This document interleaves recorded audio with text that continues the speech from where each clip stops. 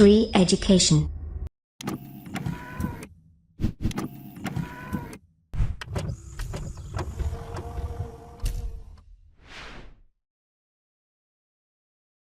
नमस्कार दोस्तों, श्री एजुकेशन की तरफ से मैं आप सभी का स्वागत करता हूं। मेरा नाम है रवि। तो दोस्तों, आज के इस वीडियो में हम फिजिक्स पढ़ेंगे। ये वीडियो हिंदी में होगा।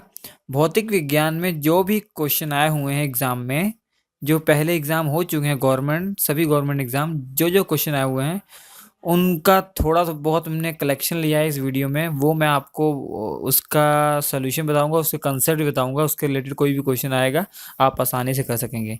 तो दोस्तों, ये पहला मेरा वीडियो है। मैंने ये वीडियो ऐसे बनाया है डेमो के लिए, आपके चेक करने के लिए। इसके माध्यम से मैं आपसे पूछना चाहता हूँ कि आप ये चाहते हैं कि जो पिछले साल क्वेश्चंस आए हुए हैं एग्ज़ामों में वो मैं उसका वीडियो बनाऊं और उसके जो कंसेप्ट है वो समझाता रहूं, या आप ये चाहते हैं कि मैं कोई भौतिक विज्ञान हो, चाहे रासायनिक विज्ञान हो, फिजिक्स हो, केमिस्ट्री हो या बायोलॉजी हो, उसके चैप्टर वाइज मैं डिटेल में आपको उसका कंसेप्ट सिखाऊं, ऐसा चाहते हैं?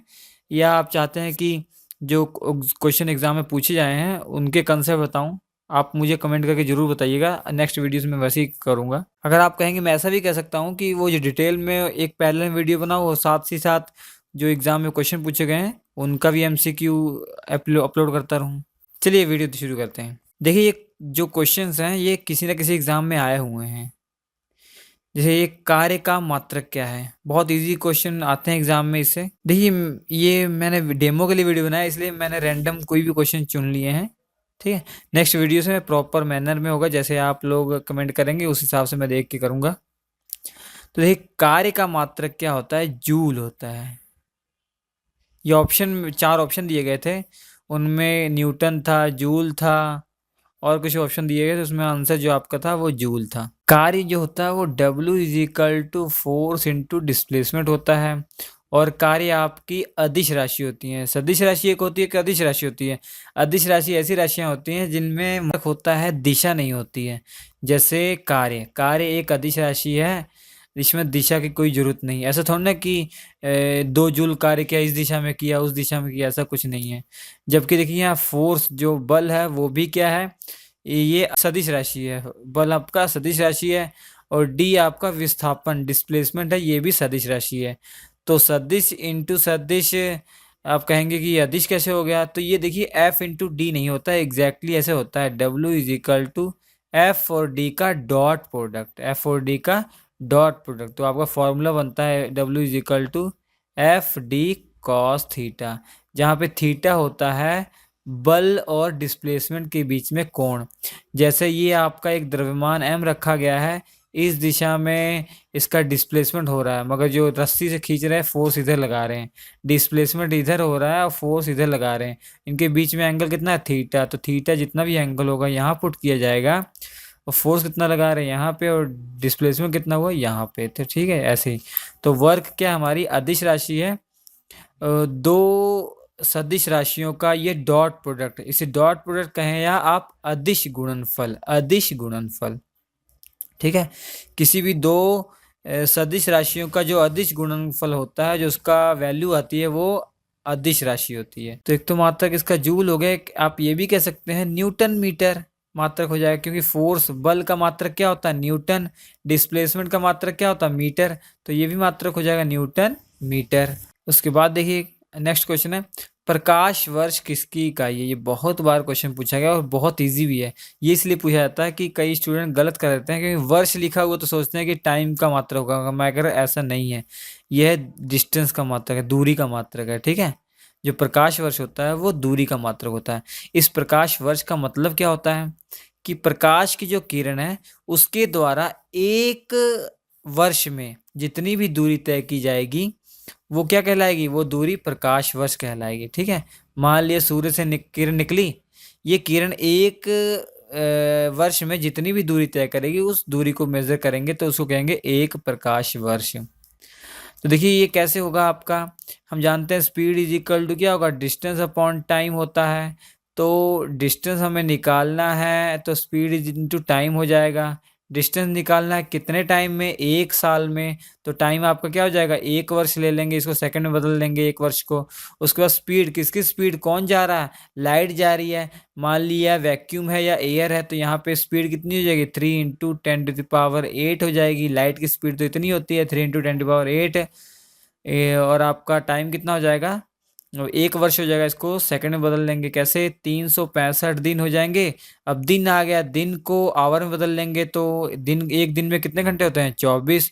अब घंटे आ गए, घंटे को सेकंड में बदलना, तो 3600 से मल्टीप्लाई कर देंगे, ठीक है। तो ये ऐसे सॉल्व करेंगे। तो ये मेन है, प्रकाश वर्ष किसकी इकाई है, प्रकाश वर्ष डिस्टेंस की इकाई है, टाइम की इकाई नहीं है। उसके बाद देखिए पार्सेक किसका है, पार्सेक भी दूरी की इकाई है, पार्सेक भी डिस्टेंस की इकाई है। तो ये बहुत लंबी लंबी दूरियों को मेजर करने के इसका यूज़ किया जाता है। जैसे वो प्लैनेट के बीच की दूरी को मेजर करने के लिए, ठीक है। ये जो पार्सेक होता है वो प्रकाश वर्ष से भी ज़्यादा होता है। पार्सेक किसकी इकाई है, पार्सेक डिस्टेंस की इकाई है। उसके बाद देखिए दाब का मात्रक क्या है, तो ये सिंपल है, दाब का मात्रक एटीएम भी हो जाएगा, एटमॉस्फेरिक हो जाएगा, आपका पास्कल भी हो जाएगा। तो ठीक है, ऑप्शन में पास्कल दिया हुआ था, तो दाब का मात्रक क्या आ जाएगा, पास्कल हो जाएगा। ये मैंने वैसे ही वीडियो बनाया था आपसे बस इंटरेक्शन करने के लिए, कि आपकी राय जानने के लिए। तो ये ऐसे नॉर्मल क्वेश्चन ले लिए थे, एक वीडियो बनाने का माध्यम था ये, आपसे बात करने का। अब विद्युत मात्रा की इकाई क्या है, विद्युत मात्रा मतलब चार्ज, चार्ज की इकाई क्या होती है, कूलाम, ठीक है। तो चार्ज की मतलब चार्ज की इकाई क्या है, कूलाम होती है। मतलब विद्युत आवेश की वो इकाई क्या हो जाएगी, कूलाम हो जाएगी। उसके बाद बल अदिश राशि है या सदिश राशि, तो बल क्या है, हमारी सदिश राशि है। इसमें परिमाण भी है और इसमें दिशा भी है। तो ऐसी राशि जिनमें परिमाण भी होता है और दिशा भी होती है, उन्हें क्या कहते हैं, सदिश राशियां कहते हैं। तो बल एक सदिश राशि है। बल का मात्रक क्या है, न्यूटन है। और बल का फॉर्मूला क्या है, F = m × a है। उसका ऊर्जा अदिश राशि है या सदिश राशि है, तो ऊर्जा आपकी अदिश राशि है, ठीक है। ऊर्जा में दिशा की जरूरत थोड़ी ना होती है, कार्य की यूनिट क्या होती है, जूल होती है। और ऊर्जा की भी यूनिट क्या होगी, जूल ही होगी, ठीक है, जूल ही होगी। या वाट आवर भी हो सकती है, ठीक है, वाट आवर, क्योंकि पावर = क्या होता है, वर्क डन अपॉन टाइम है ना। तो ये वाट वाला है, वाट, ये वर्क वाला ये है। पावर = वर्क अपॉन टाइम, तो वर्क = क्या हो जाएगा, पावर इंटू टाइम। पावर की यूनिट क्या होगी, वाट, और टाइम की आवर या कुछ भी सेकंड, कुछ भी, ठीक है। तो वाट इंटू आवर या वाट इंटू सेकंड, वाट इंटू मिनट, ये किसकी यूनिट हो जाएगी, वो कार्य की यूनिट हो जाएगी। जो कार्य की यूनिट होगी वही क्या होगी, ऊर्जा की यूनिट होगी। और ये एक अदिश राशि है। उसका देखिए, यदि किसी चलती हुई वस्तु के वेग को दोगुना कर दिया जाए तो उसकी गतिज ऊर्जा में क्या प्रभाव पड़ेगा, 4 गुना हो जाएगी। क्योंकि हम जानते हैं कोई पार्टिकल जा रहा है जिसकी वेलोसिटी v है, जो जिसका जो वेग है v है, तो उसका द्रव्यमान अगर m है, तो उसकी गतिज ऊर्जा क्या हो जाएगी, ke, काइनेटिक एनर्जी 1/2 mv² हो जाएगी ना। तो काइनेटिक एनर्जी क्या है, देखिए वेलोसिटी के स्क्वायर पे डिपेंड कर रहा है। अगर वेलोसिटी को दुगना करेंगे तो दुगने का स्क्वायर क्या हो जाएगा, 4 गुना हो जाएगा। तो काइनेटिक एनर्जी उसकी 4 गुना बढ़ जाएगी। और काइनेटिक एनर्जी भी आपकी क्या है, एक अदिश राशि है, क्योंकि ऊर्जा है ना, कोई भी ऊर्जा हो वो एक अदिश राशि होगी। और मात्रक क्या होगा उसका, जूल होगा, या वाट आवर, वाट सेकंड, वाट मिनट, ये होंगी। उसका देखिए, सूर्य पर ऊर्जा का जो निर्माण होता है किसके कारण होता है, नाभिकीय संलयन के कारण होता है। नाभिकीय संलयन में क्या होता है, छोटे छोटे नाभिक मिलकर, छोटे छोटे नाभिक, परमाणु के जो नाभिक है वो मिलकर एक बड़े नाभिक का निर्माण करते हैं। जैसे हीलियम, हाइड्रोजन हाइड्रोजन मिले तो हीलियम बन गया और बहुत सारी ऊर्जा निकलती है। तो सूर्य पर कौन सी ऊर्जा का निर्माण होता है, और सूर्य पर जो ऊर्जा का निर्माण होता है किसके कारण होता है, नाभिकीय संलयन क्रिया के द्वारा, नाभिकीय संलयन, जिसे इंग्लिश में कहते हैं न्यूक्लियर फ्यूजन। ध्यान दीजिएगा, ये फ्यूजन है। और नाभिकीय विखंडन जो होती है, जैसे परमाणु बम जो बनते हैं, परमाणु बम जो है वो नाभिकीय विखंडन की क्रिया पे काम करता है। नाभिकीय विखंडन में क्या होता है, फ्यूजन इंग्लिश में कहते हैं, ठीक है। तो नाभिकीय फ्यूजन, न्यूक्लियर फ्यूजन में क्या होता है, ये विखंडन है।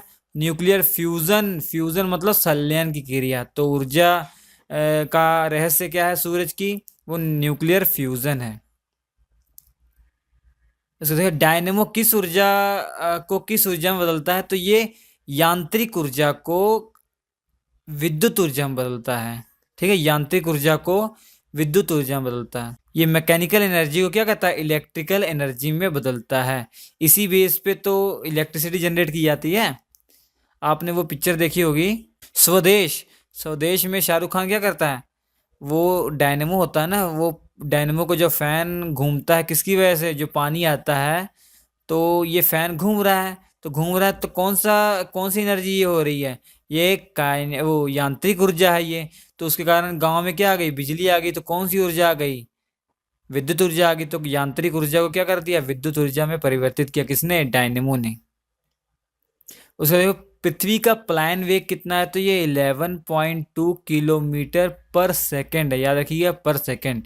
ये प्लान वेग क्या होता है, किसी भी प्लैनेट का एक प्लान वेग होता है कि इस वेग से कोई भी चीज़ आप ऊपर की ओर फेंकेंगे तो वो कभी वापस नहीं आएगी। ठीक है, जो फुटबॉल है, गेंद है, इस वेग से आप फेंक तो पाएंगे नहीं। ठीक है, अगर फेंकेंगे इस वेग से तो वो वापस नहीं आएगी। ठीक है, तो ये उसकी कक्षा को छोड़ के चला जाएगा। किसकी कक्षा को, पृथ्वी की कक्षा को छोड़कर चला जाएगा हमेशा हमेशा के लिए। इसलिए चंद्रमा पे ना वायुमंडल नहीं है। क्यों, देखिए चंद्रमा का जो प्लान वेग होगा 11.2/6 होगा, क्योंकि जो चंद्रमा पे है ग्रेविटी, यहाँ की ग्रेविटी का 6 गुना कम है ना, तो इसलिए वहाँ पे 11/2/6 अप्रोक्सीमेट होगा इतना। और जो वायुमंडल में जो गैसें होती हैं उनका भी कुछ वेग होता है, तो इसके वेग से अधिक होता है, इसलिए वो टिकती नहीं वहाँ पे, इसलिए वायुमंडल वहाँ पे नहीं है। उसका देखिए क्वेश्चन है, एक मनुष्य का तापमान 7 डिग्री है। ये क्वेश्चन में दिया है 60 डिग्री, एग्जाम में आया हुआ है 60 डिग्री दिया हुआ है। एक मनुष्य का तापमान 60 डिग्री है, 60 डिग्री सेल्सियस है, तो उसका तापमान फ़ारेनहाइट में कितना होगा। देखिए फ़ारेनहाइट से डिग्री में आपको बदलना हो या डिग्री से फ़ारेनहाइट में, तो ये फॉर्मूला होता है फ़ारेनहाइट इज इक्वल टू 9/5 ये सेल्सियस प्लस 32। तो ये डिग्री सेल्सियस को आप फ़ारेनहाइट में बदल सकते हैं। अब सी की वैल्यू कितनी दी हुई है, 60 दी हुई है, तो यहाँ पे पुट कर दीजिए। तो 9/5 इंटू 60 प्लस 32, तो ये हो जाएगा 12। तो 12 9 कितना होता है, 108। 108 प्लस 32 140, 140 फ़ारेनहाइट हो जाएगा। ठीक है, 140 फ़ारेनहाइट हो जाएगा उस व्यक्ति का तापमान। ऐसा तो बिल्कुल हो ही नहीं सकता, क्योंकि नॉर्मल टेम्परेचर कितना होता है 98, और 98 टेम्परेचर होता है, 98 फ़ारेनहाइट होता है। किसी भी मनुष्य, नॉर्मल मनुष्य का जो नॉर्मल टेम्परेचर होता है वो 98 फ़ारेनहाइट होता है। हम बोलते हैं ना 104 105 बुखार चढ़ जाता है, 104 या 5 फ़ारेनहाइट होता है, उतना बुखार चढ़ जाता है तो आदमी बहुत ही मतलब तकलीफ में हो जाता है ना। इससे ज़्यादा बुखार हो जाए तो उसकी डेथ भी हो सकती है, बहुत ज़्यादा सीरियस हो जाएगा वो। तो 140 तो वैसे ही है, तो हाइपोथेटिकल है ये, वैसे ही क्वेश्चन बनाने के लिए। ठीक, तो ये कुछ क्वेश्चन मैंने लिए थे आपके लिए, बस ये वीडियो बनाना था, आपसे कुछ आप जानना था। आप ज़रूर कमेंट कीजिएगा। ठीक है, तो कल से ही मैं उसी जैसा आप कहेंगे वैसी वीडियो मैं अपलोड करूँगा, जैसे आपको अच्छा लगेगा। ठीक है, अगर आप कहेंगे मैं दोनों भी वीडियो बना सकता हूँ कि पहले आपको कंसेप्ट सिखा दूँ, उसका चैप्टर वाइज कंसेप्ट सिखाता रहूँ, और उसी चैप्टर में जो भी क्वेश्चन आए होंगे एग्ज़ाम में वो भी उसका पैरेलल अलग से एमसीक्यू वीडियो बना सकूं, ताकि आप खुद को अपने आप को चेक कर सकें कि आपको समझ में आ रहा है कि नहीं, एग्ज़ाम में क्वेश्चन आए हैं तो आप कर पा रहे हैं कि नहीं। ठीक है, आपके स्क्रीन पर 4 वीडियो हैं, बहुत अच्छे वीडियो हैं, इनकी देख लीजिएगा। हमारा वीडियो देखने के लिए आपका बहुत बहुत धन्यवाद।